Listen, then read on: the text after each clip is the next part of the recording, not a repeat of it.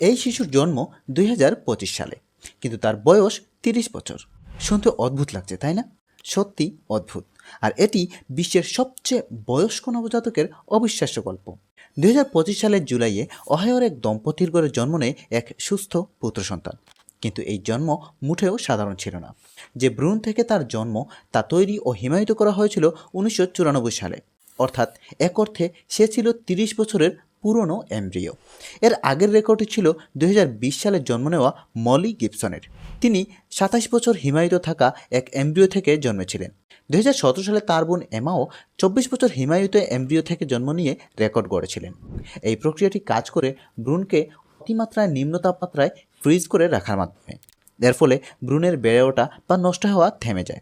একটি সাসপেন্ডেড অ্যানিমেশনের মতো অবস্থায় ভ্রূণটি অক্ষত থাকে। পরে উপযুক্ত সময়ে ভ্রূণটি ডিফ্রস্ট করে ট্রান্সফার করা হয়। এই ক্ষেত্রে ওহাইও দম্পতি এমব্রিও অ্যাডপশন প্রক্রিয়ায় 1994 সালের ভ্রূণ গ্রহণ করে সফলভাবে সন্তান জন্মদান করেন। অতীত থেকে আসা এই শিশুটি সম্পর্কে আপনার মতামত কি? কমেন্টে জানাতে পারেন। এরকম আরও চমকপ্রদ সব তথ্যের জন্য ফলো করতে পারেন।